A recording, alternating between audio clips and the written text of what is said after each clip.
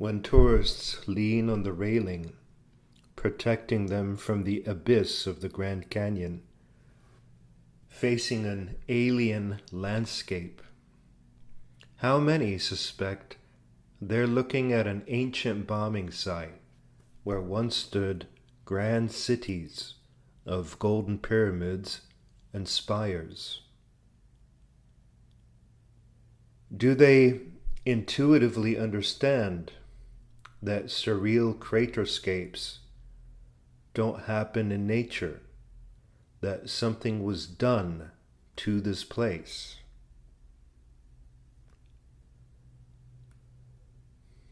Or do they believe the science that says the canyons were formed through billions of years of evolution?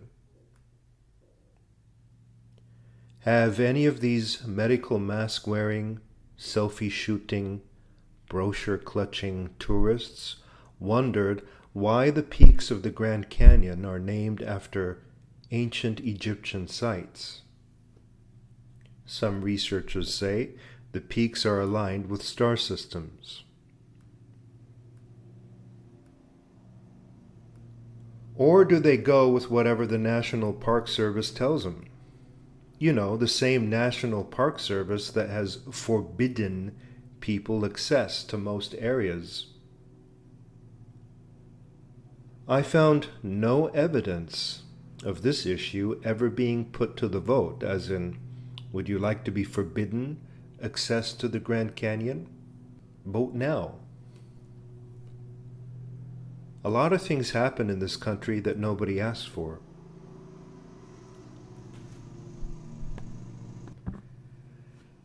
Your average tourist is permitted a view from afar at a few pre-designated platforms, and if he leaves those, a helicopter quickly emerges as if out of nowhere, and someone with a megaphone is shouting at you. This has happened to many intrepid explorers who tried to access the caves, rumored to contain ancient Egyptian artifacts.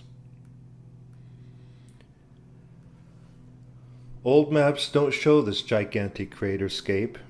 They show instead a kingdom called Tontonteac, also spelled Tontonteac. Cities of the kingdom were called Tontonte, Sevola, Axa, Septem Sita, the seven cities, and the capital city with the Babylonian name Abacus, later renamed to Granada. Nearby, we find the kingdom of Maratha. On old maps, the kingdoms appear to be a chain of kingdoms and cities ranging from today's Nevada and Arizona down to Mexico. Linguistically, they certainly belong together. Yes, I'm saying that the same people who built the so-called Aztec and so-called Mayan pyramid facilities were also active in Arizona and vicinity. Here's a late 1500s map. Cities on old maps are shown with church-like steeples and part of a kingdom, just like in Europe, Asia, and Africa.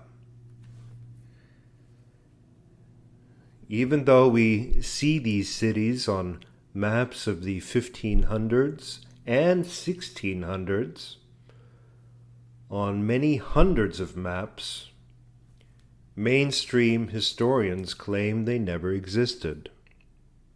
Sorry, a correction. The ones in Mexico existed, but the ones on the US side of the border did not exist.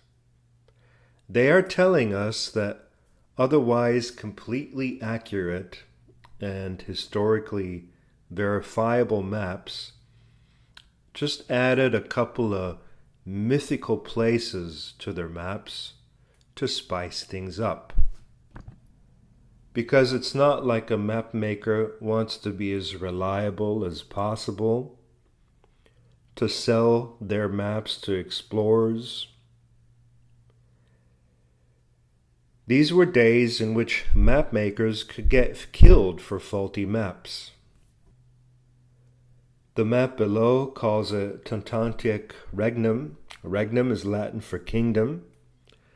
The city of Maratha is within the Maratha regnum. And then there's the capital city of Abacus, Granada. When old ruins are found in the Midwest, they are given labels that differ from what the ancients called the area. Instead of saying, this must be the ancient city of Maratha, as shown on old maps, archaeologists invent names such as, these are the Pueblo people. The act of relabeling obscures the meaning of the discoveries. Why invent names when the people themselves tell us the names of towns, kingdoms, and peoples? One of the tribes of the Grand Canyon are the Hopi people. They never refer to themselves as the Pueblo people. And the Hopi people actually tell of several instances in their history when they were faced with fantastic destruction. They also mention flying saucers, according to this book I read when I was a teenager. The book title is Cascara und die sieben Welten, which means Cascara and the Seven Worlds. The book is only available in German, not in English. But there's a Nexus magazine article available on it, from which I quote a small section. White Bear pointed out that Atlantis was similar to England, a small country with great influence. Atlantis eventually extended its reach farther to the east, into what we know today as Europe and Africa. The inhabitants of Atlantis had researched secrets of the Creator for which they were not spiritually ready. They had obtained knowledge of these secrets too early and used it to subjugate other people. In doing so, they infringed on the divine order. They also studied other planets, and they even went there, White Bear said. These were dead planets where no one could live, so they had to remain on our good old Earth. White Bear explained why Atlantis turned against Cascara. They knew that morally and spiritually we were much stronger, and that made them envious. This is also why the Queen wanted to conquer our country and subjugate our people. She threatened our sovereign and said she would join together all her spaceships above our continent and destroy us from up there. But he refused to give in. For a long time, talks were held, which one can also call conferences. All the great men of that time held meetings. As I already said, there were among us people who had become avid seekers of status and power. Their religious belief had weakened, and people no longer had respect for one another. We were in a situation which compares very well with the current one, White Bear said. Within time, influence of Atlantis' queen led to a schism between our people. She started to get some of our people on her side, those men seeking power whom I spoke about. They walked away from our laws and said to themselves, if we choose the side of the people of Atlantis and accept their requirements, we might later acquire a fair share of the power. The malicious ones took over. They had studied many secrets of the Creator which humanity should not know. But we did not take part in this. We wanted to be and remain peaceful people.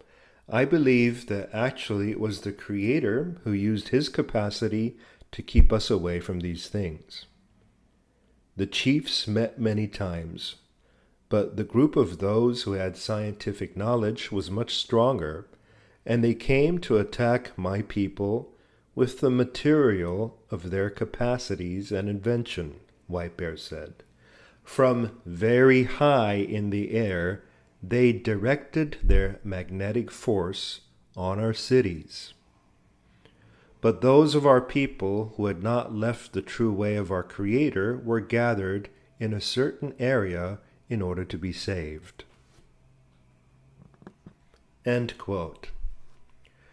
Academics say that all these old maps are false because the terrain is not as we know it today. They don't consider that the land may have changed through disasters that so many of the myths talk about. I suspect these cities were bombed with rock-melting weaponry. The bombings created large lakes, craters, and canyons. One example, old maps show there was no Lake Michigan and no Lake Erie. Instead, we find a long and wide river where now we have lakes. Something colossal happened for this river to be turned into the Great Lakes. The lakes start appearing on maps in the 1600s, along with a sudden emptiness in the Midwest and Northwest. Tontonteac was wiped out. We can surmise that the disaster occurred sometime before 1650. Maps from 1650 show the Tontonteac region partially flooded, separating California from the rest of the country. The Great Lakes began developing but did not yet have the shape they have today. Tontonteac is no longer mentioned here because it's underwater, and Abacus Granada has turned into a general region called Grenade. Some maps also say Nueva Granada, a hint at Old Granada. Between 1630 and 1650, some maps showed the Old World and some showed the New World. A 1630s map showing the Old World with Tontonteac and Maratha still intact.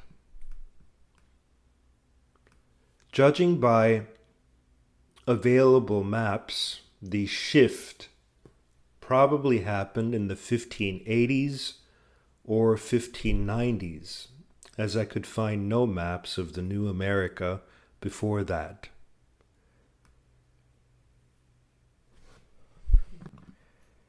It's noteworthy that there have been engravings made in error, as they say, where it says that Columbus discovered America in 1592 rather than 1492. This is from the 1652 Nova Totius Terrarum Orbis Geographica ac Hydrographica Tabula, and it says 1592 Christopher Columbus discovered America. an innocent mistake? I'm not so sure. The war on Old America seems to have ended in the 1580s. After this time, most new explorers and settlers arrived in the Americas. Apart from Columbus, we don't hear of many settlers arriving between 1492 and 1592. A 1500s map that shows North America may have been completely flooded at one point. Notice the mass of land at the upper right side of the map in the Pacific. According to the Hopi, this is where the kingdom of Lemuria was. The Hawaii Islands are the last remains of that kingdom, they say. This is a hand-sketched recreation of a late 1500s map by cartographer Matthias Quad for easier readability. This is not the untamed wilderness of primitive barbarians we are shown in the movies. Pre-Columbian America has clearly defined regions and cities. The map tells many stories and solves more riddles than fit into this video. Fodder for future research. We see Tontonteac, Granada, Septem Sita, Sevilla. On the east coast, we see Norumbega, the old name for Washington, D.C., as previously discussed. There's the ancient kingdom of Hochalaga. In one of my books, I make the claim that ancient German and Latin were mixed. Hochalaga, or Hachalaga, as Americans say, is a mixture of German, hoch meaning high, and Latin/Italian, laga meaning lake. Nobody would mix these languages today. Lago de Conibas is another mix, but I don't wish to veer off topic for too long, so I'll leave that one for you to solve. Tontonteac. Where would we have to dig to find its remains or ruins? My best guess is Lake Mead on the Arizona-Nevada border. Why? According to a history book titled Cartobibliography of the Grand Canyon, the indigenous name for Colorado River was Tontonteac or Tontonteac. Here we see Tontonteac Flu.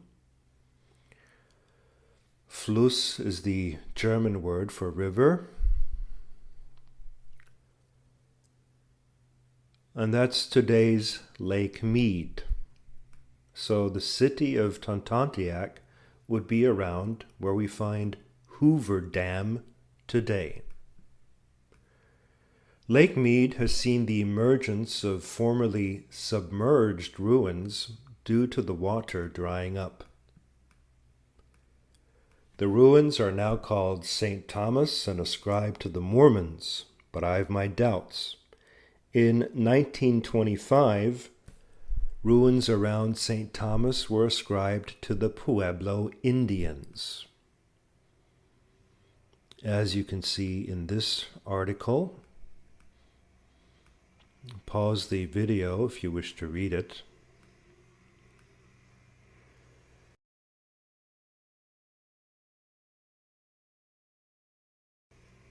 The reference to giants in this article is interesting.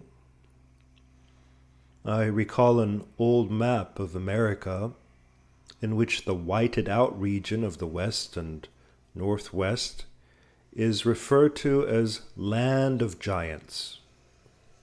and a no-go territory. I was unable to find this map again. A reminder of how important it is to save evidence offline. Were the giants the target of this war of destruction? Yes, I realize the Hopi story says that peaceful folk were the target, and the destroyer was the evil queen of Atlantis. But just because one book and one Hopi elder say that doesn't make it true. Just because I shared the story doesn't mean I fully buy into it. It could be misdirection. This 1500s map labels Granada as the metropolis, which means capital city. The sentence says in Latin, abacus, capital city, stolen, now Granada.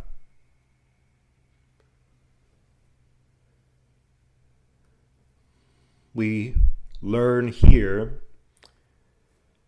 that the even older version of the city was called Abacus, but that it was stolen by people who renamed it Granada. If I'm correct about Tontonteac being at Lake Mead, then Granada, not to be mistaken with Granada in Spain, must be where we today find Phoenix, Arizona. One river flows north from the Gulf of California and another eastward. The northward river is Colorado River, Tontonteac. The eastward river is today called Gila, spelled Gila, and flows through Phoenix. Granada is often shown on top of this river. And what about Grand Canyon, Flagstaff, and Sedona? That's the area of the legendary Seven Cities, the Septem Città. Grand Canyon is a place where 7 cities modeled after the 7 stars of the Pleiades were bombed to smithereens. The 7 cities are the stuff of ancient legends. Here it says, the 7 cities of Cibola, also known as the 7 cities of gold, are mythical lands sought by Spanish conquistadors. By the 16th century, the cities were believed to exist in the southwestern portion of North America. This is why most places in the Grand Canyon are forbidden to go to, and why rumors of strange artifacts and discoveries abound. Visiting Sedona in 2022, I had the distinct sense the place had seen a lot of melting weaponry. The rocks looked like they used to be towers. While atop the Bell Rock vortex, I saw a perfectly straight line cut through the rock for about half a mile. No doubt laser cut. I followed it for some time before I lost interest. I didn't take a picture because I had left equipment and phone in the hotel that day.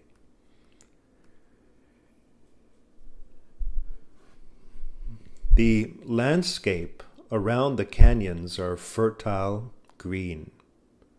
On the roads of Arizona, I was often surprised at how quickly things went from barren redlands to green hills and trees. To me, the canyons are not natural features. They are the result of deliberate destruction.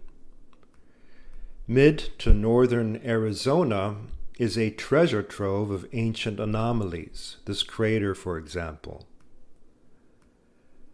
Highways are built as perfectly straight lines for hundreds of miles along more ancient straight lines.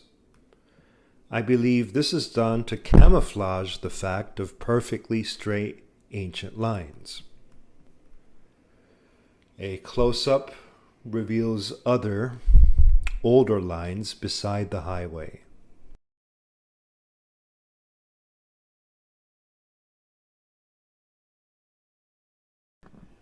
And this image reveals even older lines, slightly offset, center and left side of the image, behind and besides the already old lines.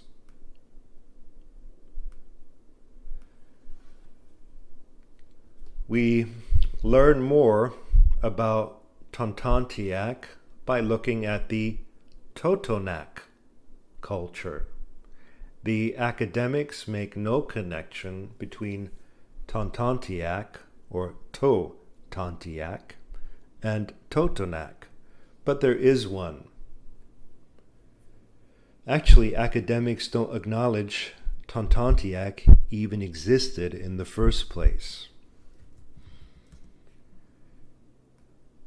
Tontonteac is Tontonteac, an ancient German phrase. Remove the and you're left with Tontonteac. The word ak or ak is ancient German for earth and land. From it we get the modern word acre and the modern German word for field or land, Acker.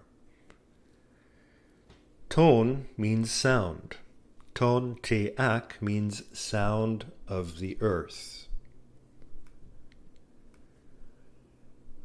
On the Wikipedia page for the Tontonteac, we read, according to the Dictionary of Nahuatl, or Mexican language, the term Totonaca is plural of Totonacatl and refers to the inhabitants of the province of Totonacapan. Some authors have pointed out that the term Totonaco means man of hot earth. In the Totonac language, this word is composed by the terms tutu or aktutu, referring to the number 3, and nako, meaning heart. The Totonacs use this term in the sense that Sempoala, Tajin, and the Castillo de Tayo are the 3 representative centers of the group.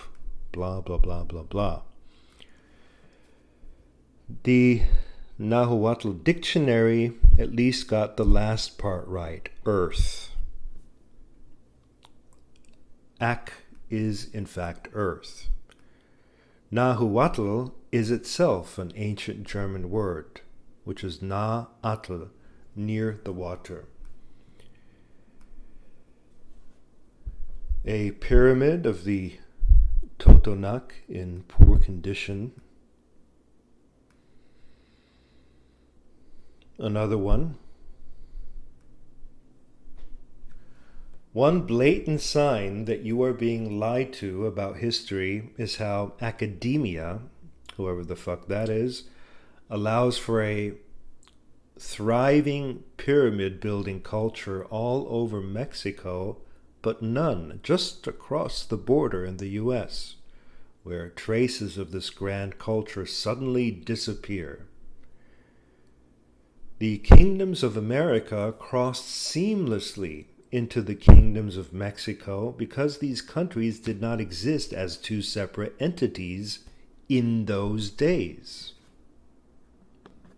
Why do we acknowledge the kingdoms of Mexico but not those of Arizona right across the border? Maybe it's because Mexico doesn't have the Smithsonian Institute, which criminally looted and erased any trace of the ancients.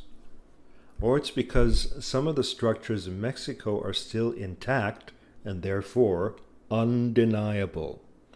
This is a 1524 map of the famous Tenochtitlan, the biggest pyramid city in Mexico.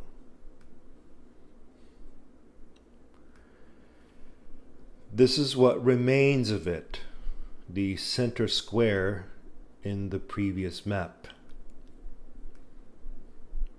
Why am I showing you this? So that you see how enormous these cities were. What you see here is only a small part of the overall city. It's the centerpiece. Why is it so hard for academics to understand that these places really existed when we have evidence of them so close to home? They tell us that Tontonteac did not exist, that America was barren, primitive, undeveloped. Then why is it mentioned in texts that don't even directly relate to Tontonteac? Here's a 1628 text called The Anatomy of Melancholy. It casually mentions the place.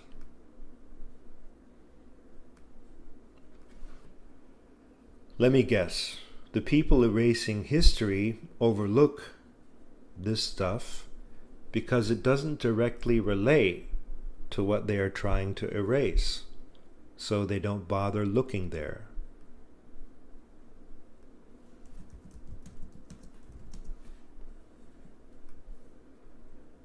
A 1664 book written in Latin called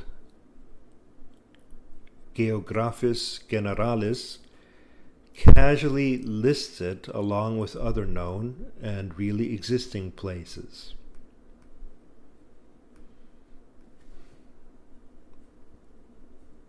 These are the Tontonteac performing a ritual called Danza de Voladores, the Dance of the Flyers.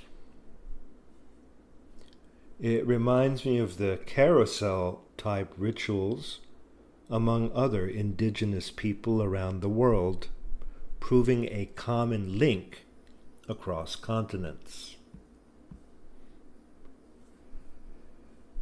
This is the Grand Canyon from a Google Maps satellite image. It's an S shape topped by a lake. And the 7 cities of ancient legend, they are an S shape topped by a lake. Just saying. According to the online World History Encyclopedia, the 7 cities of Cibola are mythical lands of gold that the Spanish of the 16th century believed existed somewhere in the southwest of North America, comparable to the better-known mythical city of El Dorado. The cities were first attested to by 4 survivors of the disastrous Navarras expedition of 1527, including the explorer Alvar Nunes Cabeza de Vaca, deceased in 1560. In 1536, de Vaca's report was later corroborated by the Franciscan friar Marcos de Niza in 1539. There were 7 very large cities which were all subject to one lord. In them were large houses of stone and mortar, the smallest of which were only 1 story high with a terrace, and there were, besides, 2- and 3-storied buildings. The chief's house was 4 stories, There were many decorations at the entrance of the principal houses and turquoises, which were very plentiful in the country. The people of these cities were very well clothed. And elsewhere in the text it says, he wrote of huge pearls and emeralds, and he said that the people ate off of gold and silver plates.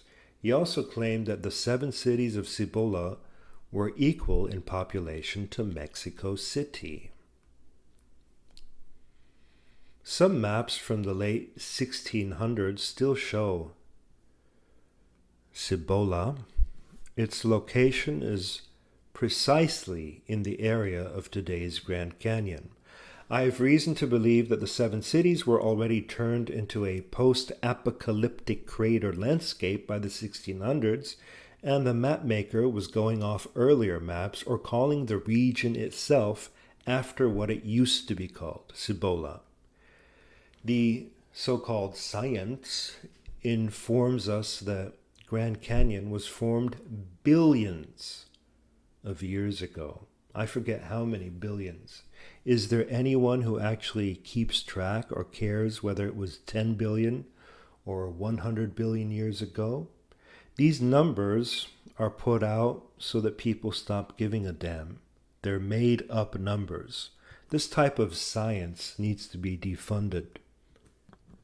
Another department of the science, the history department, claims that the canyon was first sighted in 1540 by Captain Garcia Lopez de Cardenas, accompanied by Hopi guides and Spanish soldiers. After that, nobody saw, witnessed, heard of, or set foot in the Grand Canyon for 237 years. Then, the second time it was viewed was in 1776, and after that, many people viewed it. I mean, who comes up with such nonsense? The maps and stories of the 1500s to 1700s imply continual activity across North America. Anyone telling you that nobody sighted the Grand Canyon for more than 200 years is clearly lying. My guess is that they invented the story of some Spanish explorer eyeing the canyon in 1540. Hundreds of map makers contradict that story. The Grand Canyon didn't exist in the early and mid-1500s. It was created sometime between 1580 and 1650 and now stands as a reminder of a lost kingdom and the wars of ancient kings and queens.